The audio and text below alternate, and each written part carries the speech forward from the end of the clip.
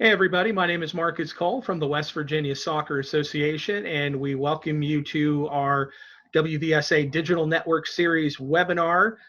Today we have Thomas Olivier, Director of Coaching Education for the West Virginia Soccer Association.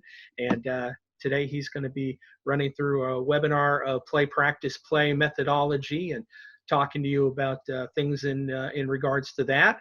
And basically what we're going to be doing is if you have a question or what have you during his presentation, if you want to wait until the end, that would be fine. If it's something that you need some clarification on, please feel free to either hit the chat button or the Q&A button and go ahead, ask your question, and then I'll go ahead and get Tomas to answer it for you.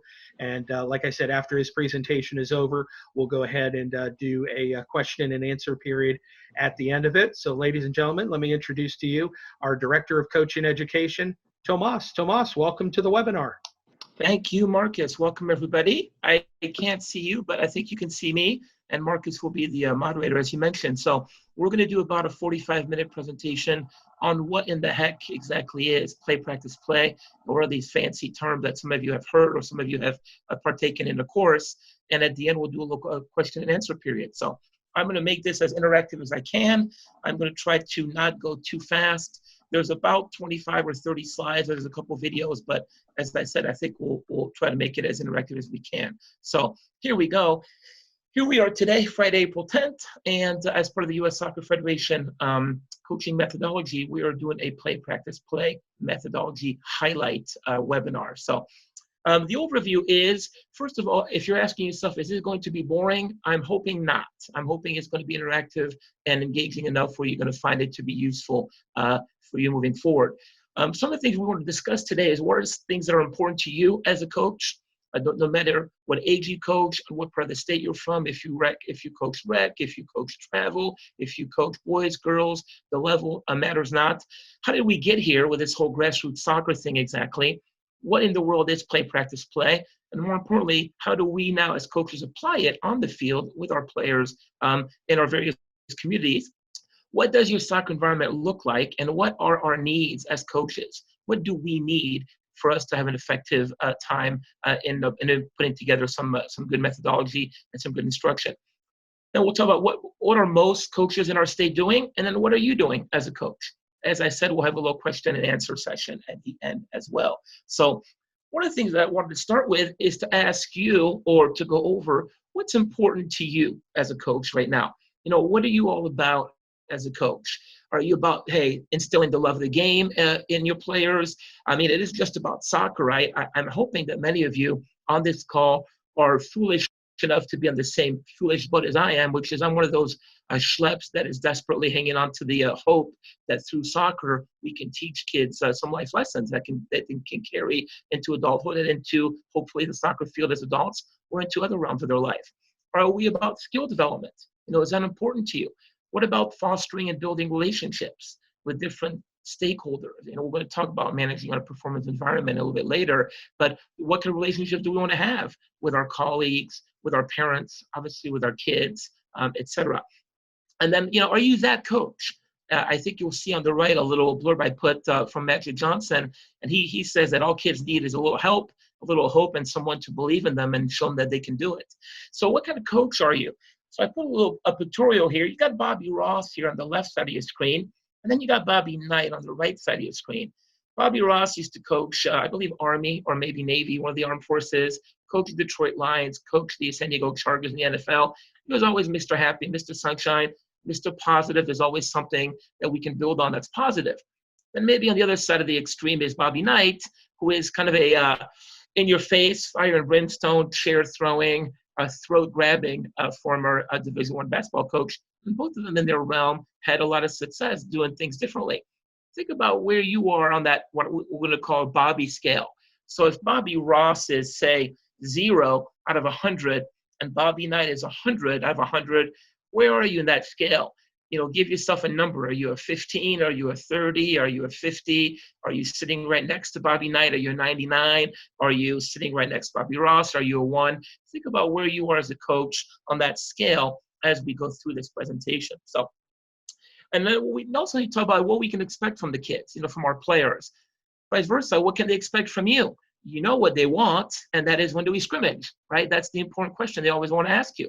So maybe what we should do is start with three pretty fundamental, basic questions before we go on any further. And one would be, what does our soccer environment look like, and what are the needs of a typical Joe Schmo, run-of-the-mill West Virginia coach? And let me preface it by saying, I always hear coaches say, well, we're just West Virginia, or just because we are. I personally don't buy that. The fact that we live in West Virginia is not relevant for this discussion. I think a lot of coaching educators are having the same discussions all over the country with what the environment is for coaches, what their needs are. So I personally don't buy we have challenges in West Virginia, because every state's got challenges, really. Where do you find yourself to be areas of strength and areas that need improvement as a coach? And then, what do you think is the most important coaching tool you need to have at the field? I'll ask you again, think about it for a second. What do you think is the most important coaching tool that you need to go and get from that big coaching tool shed behind you? And at any one moment, you open up the tool shed and you grab the right tool that will address the right situation. What is the most important coaching tool you need to have at the field? And perhaps it should be this. Perhaps it should just be a lawn chair. So I picked out this picture. So you have a little glass, you have a little bottle of water, you have a ball, you have a nice porta-john, a nice little grassy field, and maybe this should be the most important tool that we use. If you agree with that, or if you're on that same boat, then we have to do what we can in training Monday through Friday, so that we can watch and see if our work was effective and was constructive Monday through Friday, and watch the kids put together a good performance. And then you have here a little Henry Rollins case, saying that he hears a lot of people talk, but they don't really necessarily have a lot of substance or a lot of vibe to say. So you may talk a lot, but you don't have anything to say. He finds that to be a sad case. Sometimes we have to remember that our rule as a coach is to watch and organize and instruct, and then observe, and then observe some more. And then maybe before we have the urge to say something, observe yet a third time before we do our coaching gig. Something to think about moving forward. So what is grassroots soccer really? You have this little pyramid here, and you'll see through my mouse that grassroots soccer for us is mostly right in here. We didn't even make the pyramid. We didn't even make the cut, if you will. We're still here, U6, U7, U8, U9, U10. Then grassroots, of course, goes through 9v9, which is 11, U12 in here, and eventually goes through U13 and older, which is 11v11, all the way to the very pinnacle, the very peak here, which is the senior level. So who are we talking about in grassroots soccer? We're talking about players of any age, but the majority are between 6 and 13 years old. And we typically associate that with a wide range of ability, both in level and experience, and in psychosocial skills, in physical skills, and technical skills, technical understanding, et cetera, et cetera. The motivation for playing is about participation and a love for the game. Hopefully that's what we're trying to instill in these youngsters here at this age group. And then it provides continuous opportunities for players to kind of enter and exit this pyramid at different times in their soccer lives, whether it's for interest reasons, whether it's for maturity reasons, whether it's for other reasons. Players are going to come in and out of that pyramid a little bit. Now, I will tell you that this right here is a slide that I had from the e-coaching course. So quick little background, a little flashback, the new methodology of grassroots soccer with US Soccer that I'll go over in some depth in a few minutes, replaced the traditional e-license course that we used to do over the weekend. But if you look at these three priorities and learning objective, you'll see that the objectives of the e-course, which was for kids 9 through 12, so right in the middle of the grassroots soccer continuum, was to find some core coaching competencies to effectively teach those kids. It was for the coaches to understand the basic characteristics of the athlete development model, and it was to establish a foundation for some coaches who wanted to go on and coach beyond grassroots soccer. So I think it's interesting to remember that this e-course, and I'll show you the date right here, 2014, US Soccer Confidential. So about 6 years ago, we still were looking at trying to find some coaching competencies. Now, if we move forward to US Soccer Grassroots now, at the grassroots level, a fundamental philosophy of US Soccer coaching is that children learn and develop to their full potential to what they call game-like experiences. So they won't begin to be experiential in nature. let the game be the best teacher. We've all heard it. We've all talked about it. The game is the best teacher. The game is the best teacher. That's probably true, but you are, in essence, the teacher of that game because you are the coach of that team. So in order for the kids to make sure that they have this enjoyable environment here that supports their individual growth, depending on a number of factors, then you're still going to be the teacher of that game, even though the game itself should, through proper and game-like experiences, get the most out of the kids' understanding. So if that's the case, we look at it now, instead of having those core competencies that the e-license discussed a few slides ago, now we look at 6 main tasks or 6 main jobs of a U.S. soccer coach. Think about these questions real quick, if you might. What do you think your role is on game day? Let's say you practice Monday through Friday, and then you have a game on a Saturday. Let's say you use that model of Tuesday, Thursday, or Monday, Wednesday, and a Saturday game. Who are all these kids really that we're talking about? What or who else influences my player soccer experiences? Am I, as the coach, am I the one that's responsible for most of the positive, constructive, or sometimes negative experiences? Where and when did I prepare for the game, all these kids? How do I get everybody on the same page? Okay, sometimes they're not even on the same chapter. A couple of times when you first take over a team, they're not even in the same book. We know that. So how do I get everybody on the same page, or at least try to? Then how can I lead all of this? So take a look at this screen here and think about what your answers would be, and then I'll show you what U.S. Soccer's contention is, and then we'll talk about that here in a minute.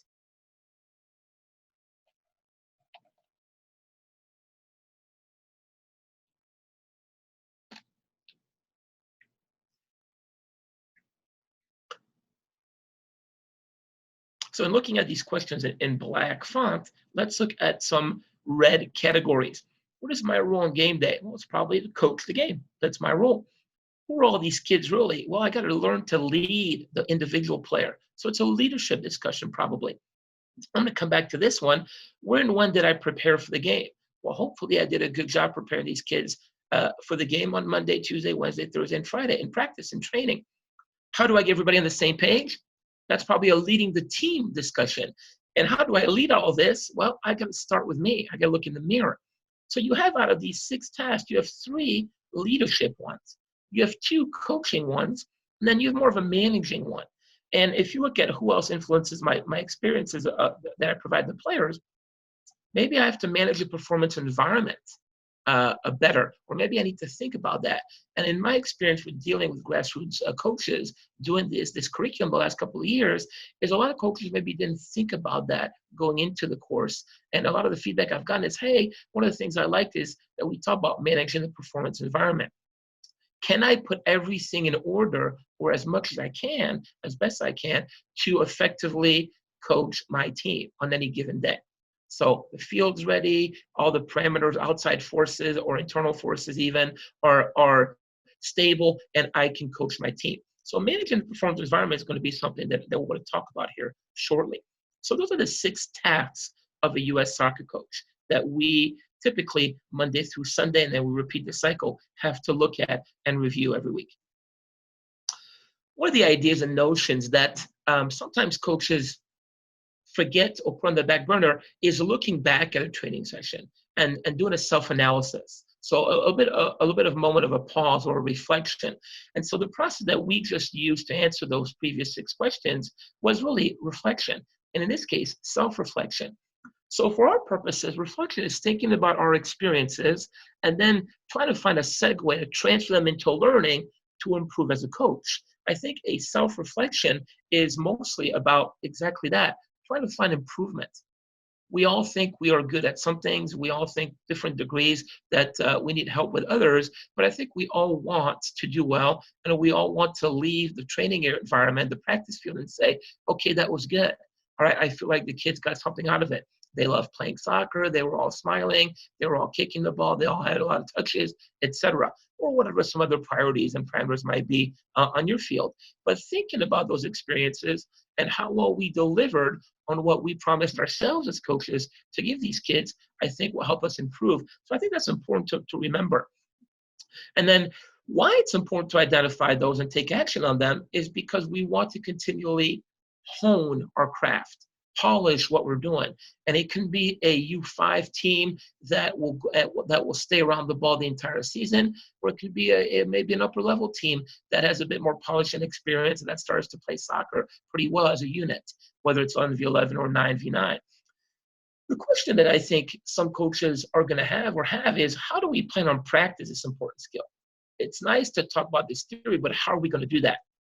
I have no idea. Well, that's not true. I have some idea, but there's not a cookie cutter, one size fits all approach. I think it's important to remember that since you're the head man or head woman in charge, and you are responsible for effectively constructing a good practice plan, it's really about you. You're going to have to put some time and some effort into practicing the skill however you think you need to, based on your knowledge of the group and knowledge of the players. So one of the tools that we use for our grassroots coaches is this page of experience. And in this page of experience, it really is simply a self-reflection tool. We have at the left here, going down the page, the 6 tasks of a coach. We have coaching training sessions and games. We have leading the player, leading the team, and managing the performance environment. Then we have some grading rubrics, some self-grading rubrics that we can use for practices. Hey, these are 2 things I felt good about in my training today. These are 2 challenges that I faced. Based on trying to get better, I have to take a step back, try to be objective and say, what are my learning needs based on what I just put in the first 2 columns? And then how am I going to solve that? So let's take an example, for example. Let's say that during the training session, you felt like you asked good questions and checks for understanding, what we call the guided discovery method of trying to nudge them along with question after question to have them try to come up with an answer on their own. And we created a fun environment. I'd like to think that this second one is there all the time and as a priority for our coaches.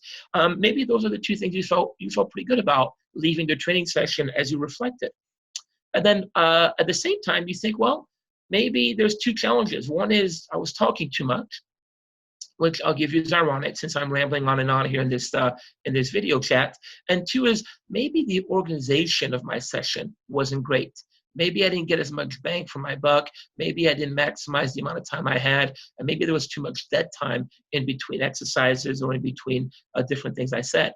So if those are the 2 things you feel good about here, going up and down this rubric, and then there's 2 challenges you face going up and down here, then maybe you think, you know what? Looking back, I probably need to work on providing a bit more concise and effective information and feedback to the kids. And maybe I need to get them organized right away. Maybe I need to get them playing right away when they arrive at practice. So there's not that dead time where they all line up a ball and shoot on one goalkeeper and get to kick the ball once every minute and a half. In order to do that, maybe I need to have somebody assess my coaching or help me with my coaching, or maybe I need to look at myself with a self-assessment video or think back right away and think, well, maybe I should have done this, maybe I should have done that. Part of organization is also to get to the field early. Now, we don't all coach in an environment where we have plenty of space, where we can set up early, where we have calls, we have goals, we have fields that are mowed, we have lines. Sometimes we have field challenges, and that's understandable. But if we can try to mitigate those by getting there as quick as we can and being organized when the bulk of your kids get there. So here's that's a little example, a little page of experience example. Now, I am not suggesting that you put together a PhD level dissertation each time you leave the field and come up with, a nice essay, but I am suggesting that you put a little bit of thought into your session and say, hey, here's what I thought I was going to do. Here's how it went. Here's how it could have gone better. Here's where it went well. And maybe next time I'll do, and then fill in the blank. That's really what this page of experience is on a self-reflection basis. So having said that, what exactly makes soccer to be soccer? So what we're going to do is this. Based on the video, I have 4 very quick video clips to show you. Okay? So what I'm going to ask you is, what similarities do you see between these 4 games coming up? All right? So here's the first one.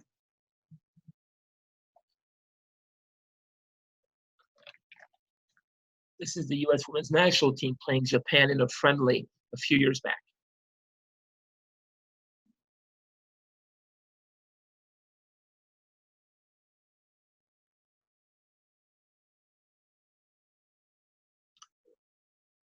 This, on the other hand, is not an international friendly. It is a Sunday morning pub league game in United Kingdom.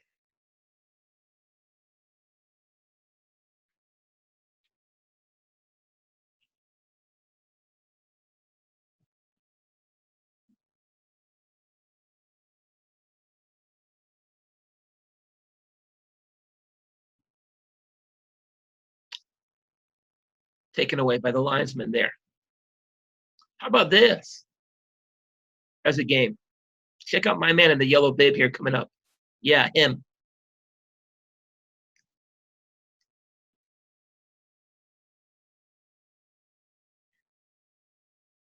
And then there's a fourth game. That's also a little different.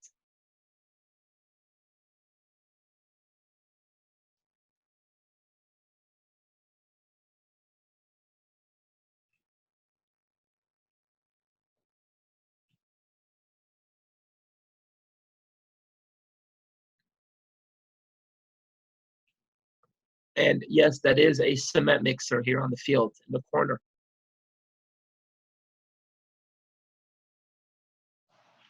So I asked you just before, what similarities you see between these four games. And if it's our job as coaches to make sure they're enjoying the game, let me show you the clips again real quick and think to yourself, are any of these stakeholders, the kids or the players, do they look like they're not enjoying what they're doing? And are they playing soccer each in its own way? So let's take a look at it again real quick.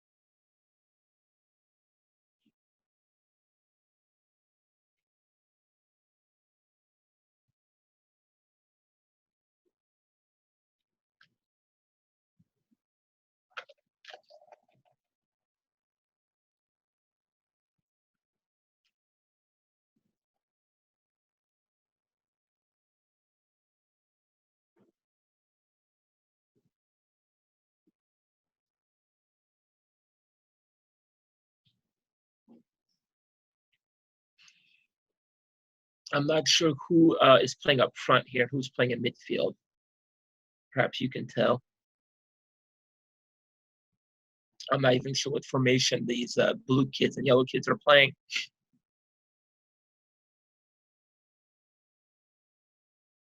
Looks like they're enjoying it though. Even the kid in the yellow enjoyed the blue goal. Yes, yes, he did. Yes, he did.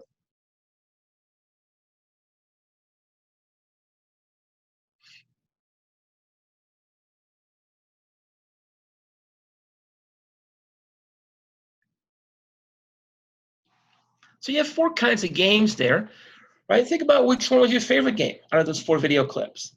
And then once you figure that out, do you agree that there's a time and a place for each kind of those games, from unstructured to a bit more structured to a bit more structured to back to unstructured again to a little higher level, right? And I put this here at the bottom for the love of the game. Again, I think it's important to remember that all the kids and all the players seem like they're having a pretty good time there, each of the four video clips and each of the four games. So Albert Einstein said, and again, this goes back to the E course from a few years ago, he never really teaches his pupils. He only attempts to provide conditions in which they can learn. And I put that there at this point in the PowerPoint to highlight the fact that we're really, as coaches, maybe we're not coaching, maybe we're not training, maybe we're not motivating, maybe we're not mentoring, maybe we're doing exactly that. Maybe we're just conditioning, and maybe we're just organizing. And if we do a pretty good job organizing, then the game can take over from us as the teacher, so that these kids can learn. Something to think about for us as coaches. So now let's get to this play, practice, play. What in the world is it? Why is U.S. Soccer talking about it? Why do we use it? What is it?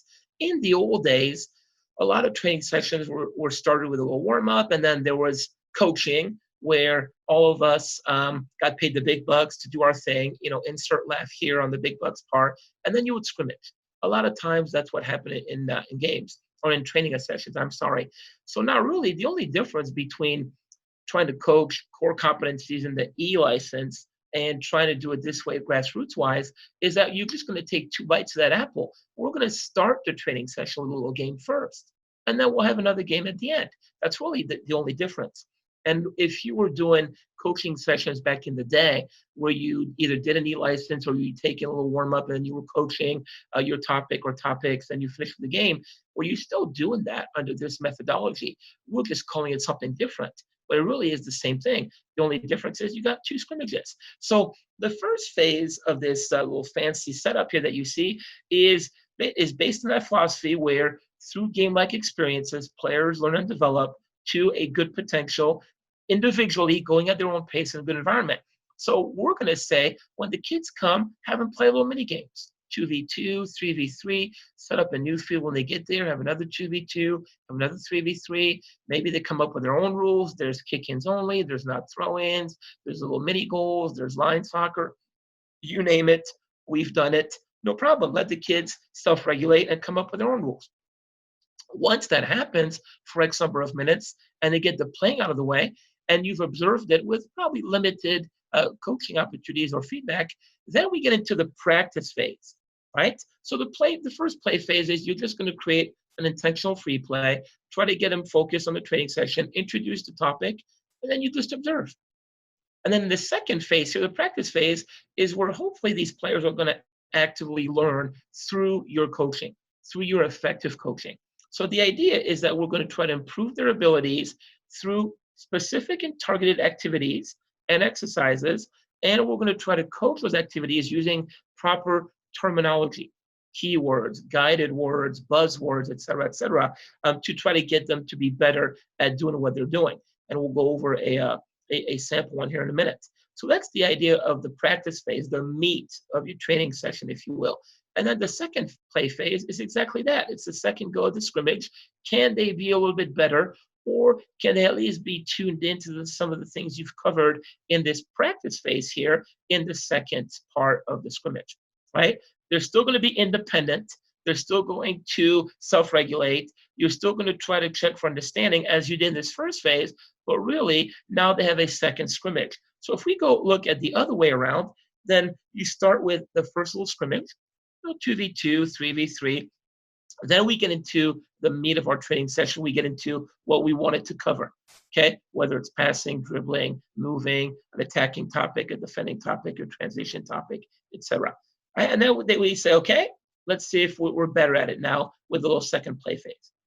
That's really all play practice play is about. You play first, you practice the topic, you train it, and then you play again. There you have it. That's the play practice play in a second. Now, why? What is the important W of all that is why? Why play practice play?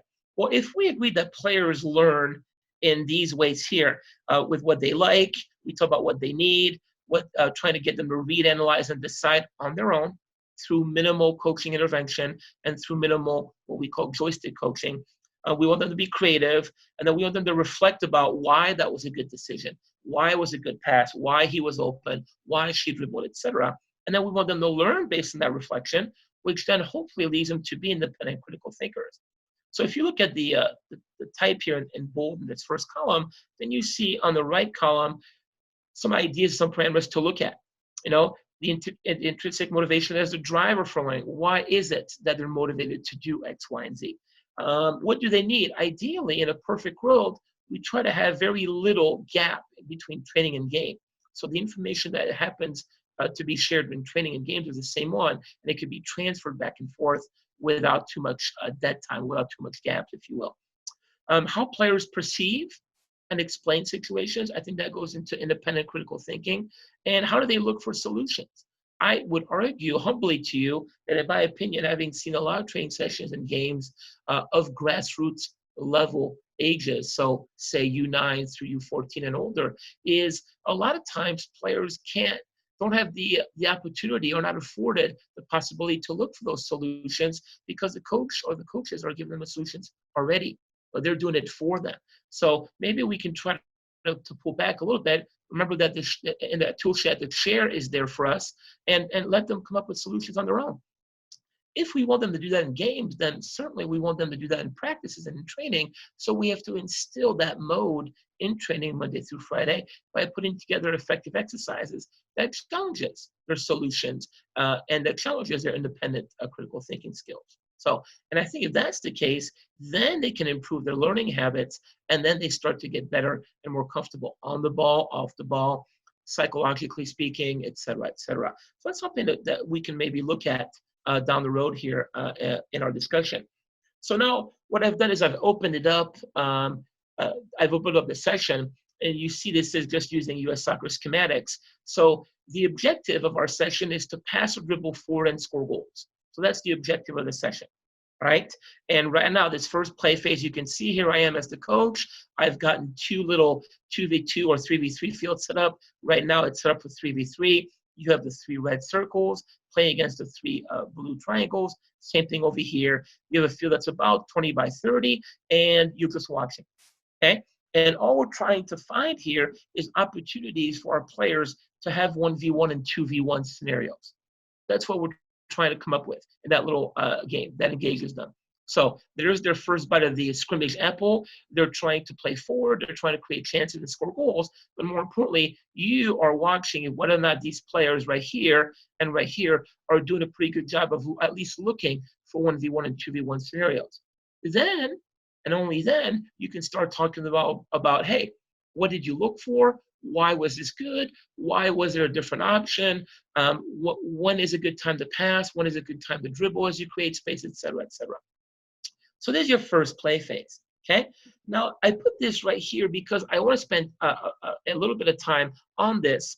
I personally really like this frame of one of the PowerPoints is the 5 elements for training activity. As you take a look at this red box here, see if you agree with this in that order. Do you agree that the first and foremost, a training has to be organized? Then if it's organized, it can replicate the game and be game-like. There could be a lot of repetition on the desired skill or skills and the different components that you want to emphasize that day. And then once it's organized and game-like and repetitive, then you can bring in a certain level of challenge based on your knowledge of the players. You want to make it a little bit more challenging. You want to make it a bit less challenging. You want to make it exactly where it is, et cetera. Okay, so you have to find a pretty healthy balance between your belief in to be successful and the ability for you as a coach to set up some challenges and obstacles for them so they can problem solve. And then if 1, 2, 3, and 4 here are there and present, then you have number 5, which I think is the money ball, if you will, is the key component, and that's where you can deliver effective coaching based on age and developmentally appropriate levels, okay? So, hey, I think my training is organized, it replicates the game, I'm seeing a lot of repetition, so I can coach this topic pretty well. It seems like the challenge level's right on. Great, now I can effectively coach my 1v1 or 2v1 topic, or I can coach my U9s to figure out when to pass and when to dribble and what to look for. You know, where are my teammates? Where are my opponents? Where am I? Where's the ball? What am I hearing? What am I seeing? Picking up verbal and physical cues, you know, all that good stuff, if you will, that you want the players to be armed with before they make a good decision, right? And then with these 5 elements of training activity, then real quick 3 questions on a self-reflective basis. Hey, how did I do in achieving the goals and objectives I set forth in my training session?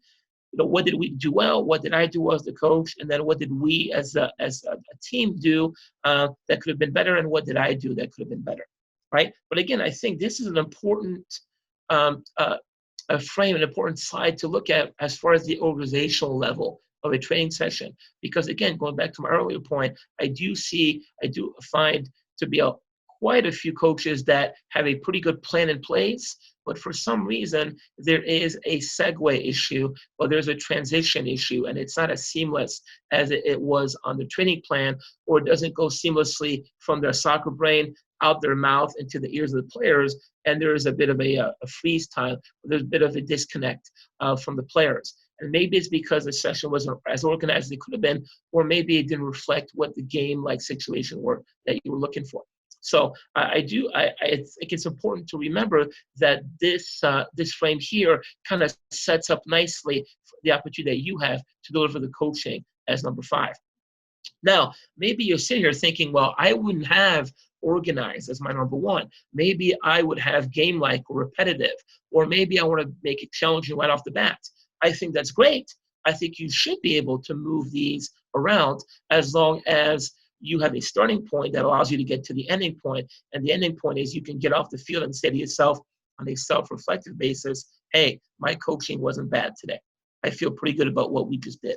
And that's really is the key component of that one. So here in the practice phase, you have really 3 mini sessions set up. You have a core activity, and I'll go through it real quick here. Here, there's a simple 3v2. You have 3 blue triangles here taking on 2 red circles against a goalie. You have a bunch of red circles to your right here waiting. You have a bunch of blue triangles to your left waiting to get in, and it's 3 versus 2. So instead of having 3v3 or 2v2 in your first practice component, your first play component, you're just having a little 3v2 game. And then you say to yourself, you know what, we can move on. Let's make it a bit more challenging. So then you get to your second part and you say, you already had this in mind anyways. Let's open it up and go 4v3 now. And let the other team have 2 little goals that they can counter into. So you see the 2 little goals right here, 1 and 2. So now, even though these 2 defenders had 2 little goals to counter into now they have goals that are further apart and stretched out. So now you have an element of width and depth that comes into the play. Or you say, well, hold on now, let's back up the train a little bit. I was a little ambitious, a little overzealous in my plan. Why don't we break it down to more fundamental elementary phases and just go 2v1? And that's perfectly fine. So you could maybe start off with 3v2, drop off to 2v1, and then go back to 3v2 if you wanted to, and then go to 4v3. Or you could say, hey, this is great, Tomas, but you know what? I'm the coach. U.S. Soccer is not at my field. You're not at my field. So with all due respect, I'm going to go 5v4, or I'm going to go 4v2. No problem. That's great. If you think that's what your players need because you know your team better than anybody, then no problem at all. My only advice or counsel to you as we sit here tonight is to make sure you always have a plan B. And some of us probably sitting here know that we need a plan C sometimes because both plan A and plan B go into the garbage bin really pretty quickly based on a number of parameters. The carpool didn't show up and you're 4 down. Some people had a school function. You only have 8 kids, et cetera, et cetera. So no problem. You have a plan B. That's what the organizational level comes into play that we talked about right here. Right? That's where you being organized and having a plan B in mind allows you to then go through this practice activity here. Okay? And then the last part before you have that second almighty scrimmage is, hey, am I challenging the players? Am I getting out of this what I thought I needed to get out? If not, then I need to change it. And one of the easy ways to remember, or one of the easy things we can do as coaches is on the fly, we can change 3 things in a training session pretty easily and seamlessly during a water break or even during live play. One is you can change the number of players that are involved. 2 is you can change the parameters involved. And 3, you can change the space. In this case here, going from 3v2 at the top to 4v3, we've done 2 things. We've changed the numbers, and then we've changed the space as well. And then if you wanted to, you can change your parameters involved. Maybe in this 4v3, you tell the blue triangles that they can only play 3 touch. And maybe you tell the red players that they have unlimited touches as they get the ball and try to counter or something to that effect. Again, you will have set up your exercise because of your parameters in play. And those are, hey, you know your players better. So you know Annie needs to be on this team. You know Jimmy needs to be on this team. You know Tommy needs to be on this team. Susie needs to be on this team to make the exercise flow. So there's your practice phase in a nutshell. And then you have the second play phase, okay? And that answers the almighty question, Coach, when do we scrimmage? Well, you are right now. There you are. So here you are set up in a little 7v7 field. You can see you have a build outline. You can see you have the coach watching, and they're playing. You have the blues, you have the reds, and you're playing a game. And you're still looking at the same target outcomes that you had at the beginning. You're still looking to see if they do a better job of creating 1v1 and 2v1 scenarios. And you're still seeing if they're trying to find the right time and place to pass versus to dribble. Because after all, the objective in red here of your session was to play forward, create chances, and score goals. So And then you go back to the checklist of the 5 elements, and were those 5 elements present? So in my experience in looking and watching, sometimes assessing and supervising coaches of grassroots ages, I think one of the ones that kind of sticks out to me is it game-like and repetitive? And sometimes the challenge level isn't there because we haven't made it game-like or repetitive enough so that we can coach our topic. So maybe that's something you need to remember when you plan a session, and you just have a plan B in mind. Hey, how do I make it where I can have as much repetition of that topic as possible? So if at the end of the day, you wanted this second scrimmage to see some good 1v1s and 2v1s, then make sure you set it up where there's plenty of opportunities and chances for that. And in this case here, this 4v3 is pretty good. Or if you feel like your team needs a bit more remedial work in some of those areas, then you do a 2v1 before you go to 3v2. Okay? Again, the one that matters and the one whose opinion is going to count the most is you. It is not me. It is you as the coach. You're the one that knows how it should have gone anyways. I'll say it again. You're the one that knows how the training session should have gone because you're the one that knows what you put on the lesson plan or on the training plan that you have written down going to the session. So you know if you've met those or not. Nobody else does. So, and then you have your 3 little self-reflective questions. You can do it as you leave the field. You can do it when you get home. You can do it the following day. Hey, here's what I thought I was going to do. Here's how I thought it was going to go. Here's how it did go. Here's what went well. Here's what maybe didn't go well. And here's what I want to change, or here's what I want to do the same for next time from a self-reflective basis. Okay? So looking at the player actions and looking at this schematic here, you have different things that we look at from 4v4, so U6, U7, U8, all the way to MV11.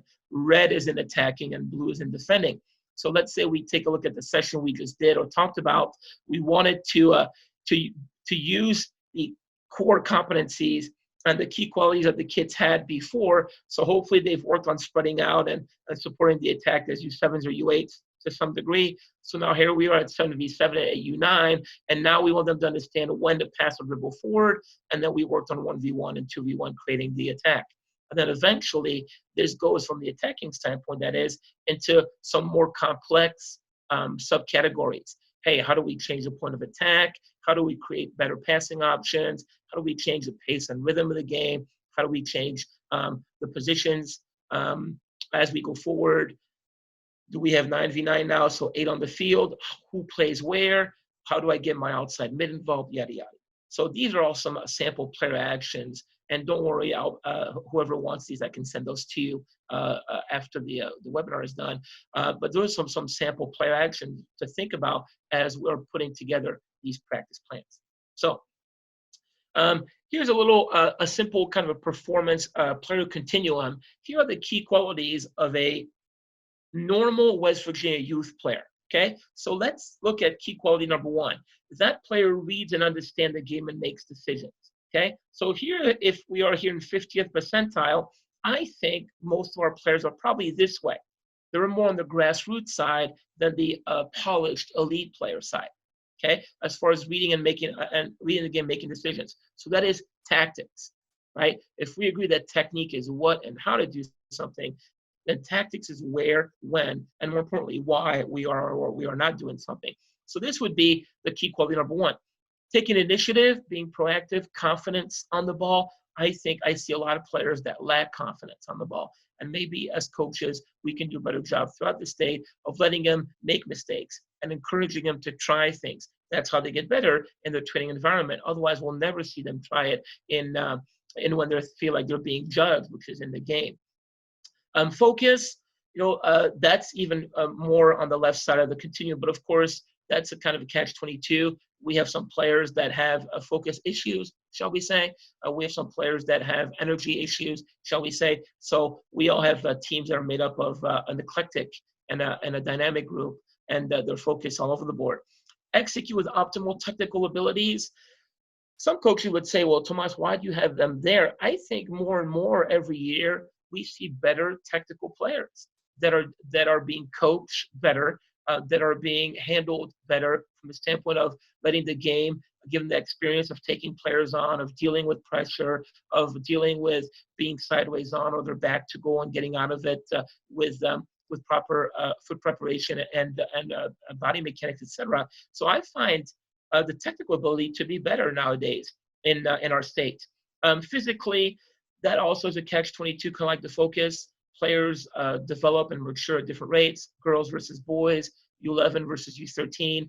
You may have a U12 game in the spring where you have a kid that kind of talks like this, and he passes to his teammate. His teammate, he kind of talks like this. So that teammate's matured more than his buddy. So we have physical ability differences, and we understand that.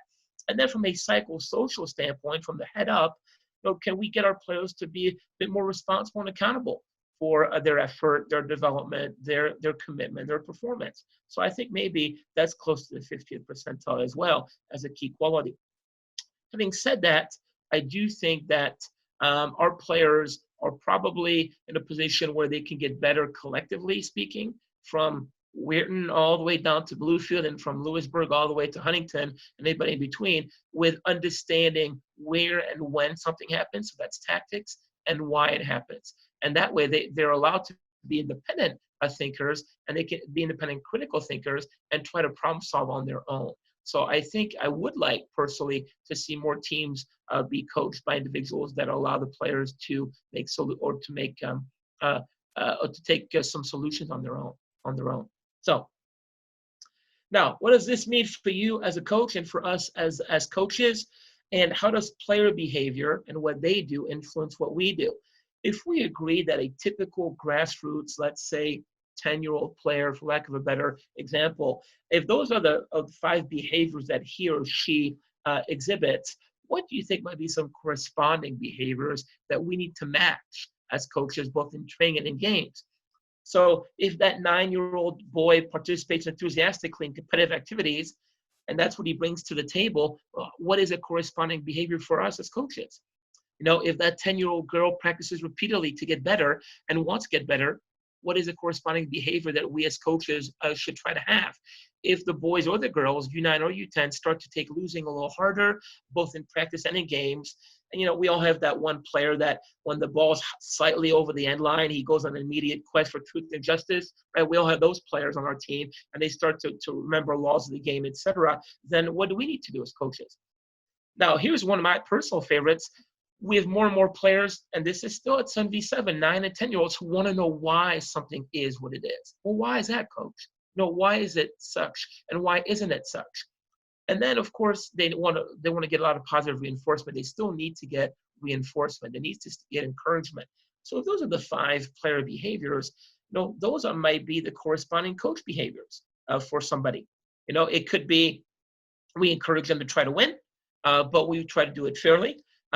If they want to get better and practice repeatedly, then we want to recognize and highlight their effort and give them things to do at home. Maybe they start to take losing hard, like we said, and maybe that's not a big deal for us. Maybe that's okay. That's how kids get better. Street soccer, right? Self-regulate. They do their own thing. Then we focus on their performance and how they did play, and how they improved, how they got better. Not so much driven on the result, perhaps, on the day.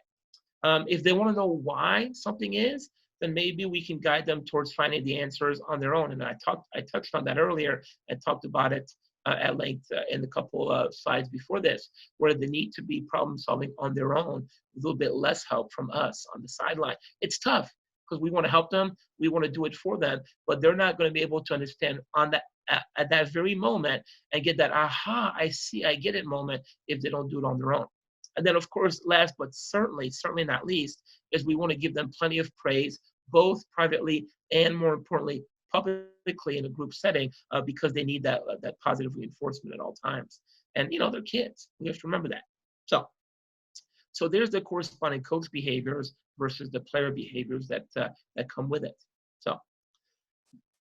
So team behavior influences coach behavior. Player behavior influences our coach behavior as well. So now, how do we make a team out of all these kids, out of these individuals? How do we get them on the same page? How do we get some team chemistry? And how do you build a relationship with your team? I don't know. I have no idea how you do that because I don't know you and I don't know the team that you work with. The good news is you do. So you are going to take a very customized, very individualized approach to trying to solve this for your team.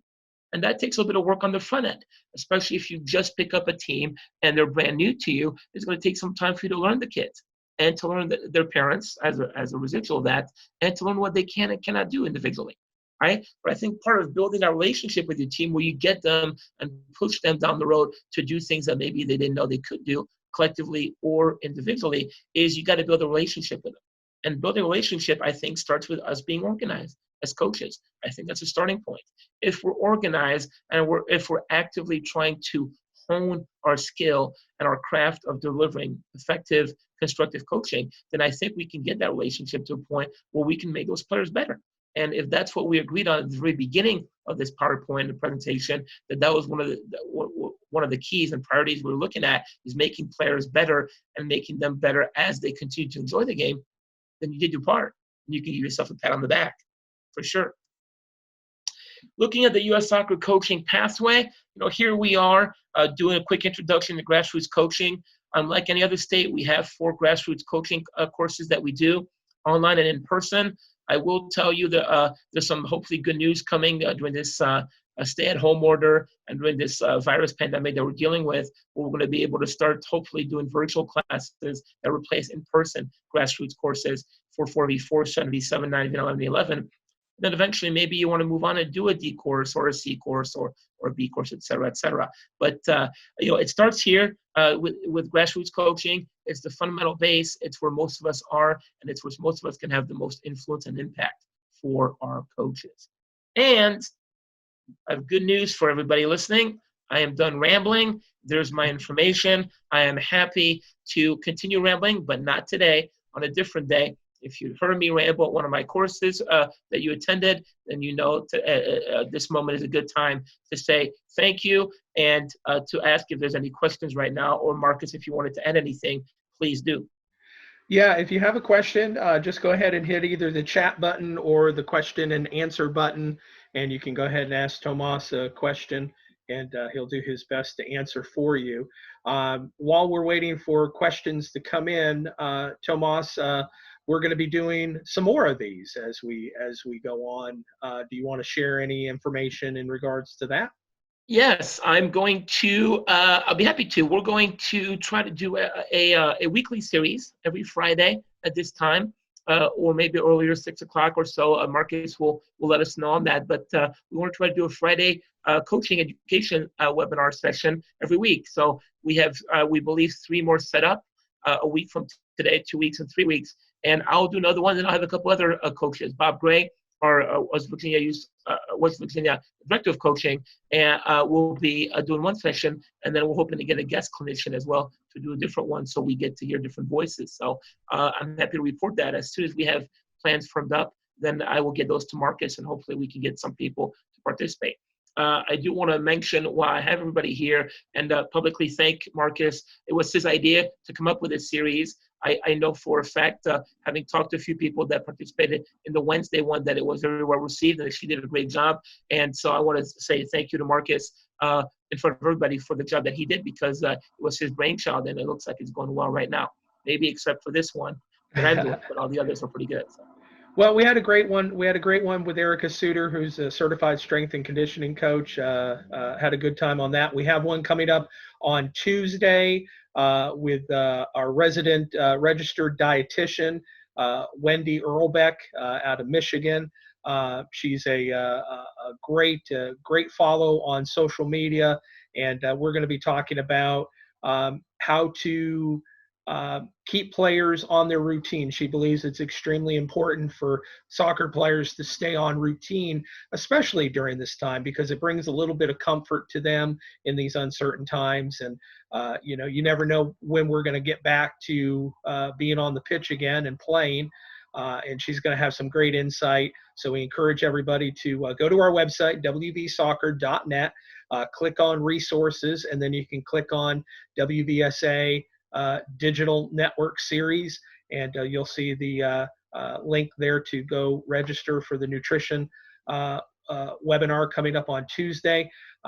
We've got a gentleman who's going to be coming on talking about core training for our soccer players. He's a certified strength and conditioning coach, Connor Harris. I'm going to be getting that up here this weekend for people to get registered for that. We also have a gentleman from Sanford Sports who's going to be coming on and talking about the mental aspect of the game of soccer, and also some of the things, because I mean, we know a lot of people are dealing with some issues during this time. You know, it's very uncertain.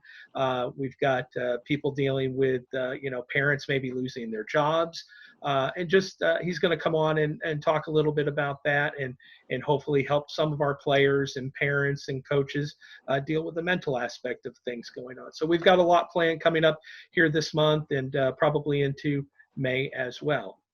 All right. Well, Tomas, it looks like I don't have any questions. Nobody's punching in a question for you. So no problem. You must have done a great job. Something like that. Yeah.